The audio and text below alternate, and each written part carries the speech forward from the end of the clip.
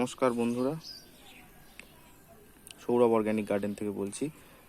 দেখুন, এই সময় বৃষ্টি তো প্রচুর হয়েছে। চন্দ্রমল্লিকাগুলো আগে দেখিয়ে নিই। তাও দেখুন কত সুন্দর চন্দ্রমল্লিকা, পাতায় কোনো স্পট নেই। উপরের পাতা একদম ফ্রেশ, কিন্তু নিচের দিকের পাতাগুলো কিছুটা খারাপ হয়ে গেছে।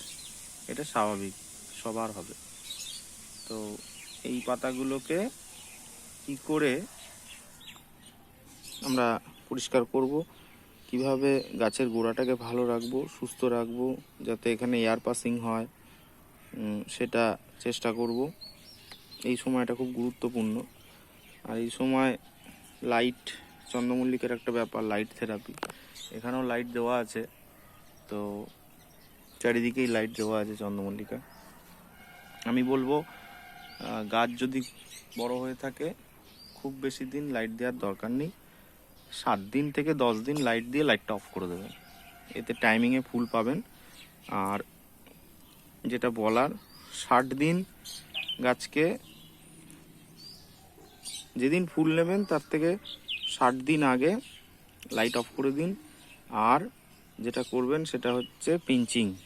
ওই যদি আমরা ফুল নিই জানুয়ারির 1 তারিখ থেকে অথবা ডিসেম্বরের 25 তারিখ থেকে 1 তারিখের মধ্যে ফুলগুলো ফুটে যাবে, এই অবস্থায় যদি রাখি, তাহলে তার 60 দিন আগে, ডিসেম্বরের 25, নভেম্বরের 25, ওই 60 দিন না হলেও অন্তত 50 দিন আগে, মোটামুটি নভেম্বরের 10 থেকে 20-র মধ্যে লাস্ট পিঞ্চিং করবেন।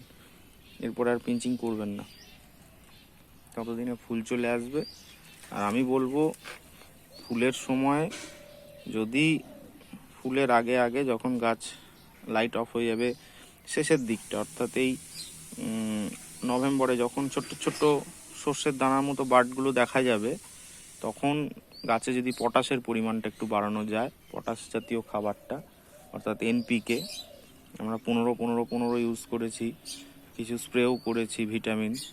তো শেষের দিকটা যদি একটু পটাশের পরিমাণটা বাড়ানো যায়, এরম ধরনের এমপিকে যদি একটু স্প্রে করে দেওয়া যায়, গাছের গোড়ায় দেওয়ার প্রয়োজন নেই, পাতায় যদি স্প্রে করে দেওয়া যায়, যেমন 052-34 হতে পারে, 0050 হতে পারে, এই জাতীয় স্প্রে করে দিলে তাহলে গাছে ফুলে ভরে যাবে, অসংখ্য ফুল আসবে। বেশি কিছু পরিচর্যার দরকার নেই, গাছ তৈরি হয়ে গেছে ঠান্ডাটার অপেক্ষায়। ঠান্ডা এখন রাতে অলরেডি পড়া শুরু হয়ে গেছে। আর একটা গুরুত্বপূর্ণ বক্তব্য রাখবো, সেটা হচ্ছে এই সময় শিশির পড়ছে। শিশিরটাকে যদি সকালে ধুয়ে দেওয়া যায়, শিশিরের মধ্যে নোংরা থাকে, সমস্ত ধূলিকণাগুলো এসে জমা হয় শিশিরের সঙ্গে, তো ওটা গাছের গেট আপটাকে নষ্ট করবে। শিশিরটাকে যদি ধুয়ে দেওয়া যায়, গাছগুলো সকালে উঠেই ফার্স্ট আওয়ারে ভালো হয়, মানে রোদ পড়ে শুকোনোর আগে যদি ধুয়ে দেওয়া যায় তাহলে খুব সুন্দর হয়। তো এই একটা টিপস দিলাম কিছু চন্দ্রমল্লিকা ভালো রাখার জন্য।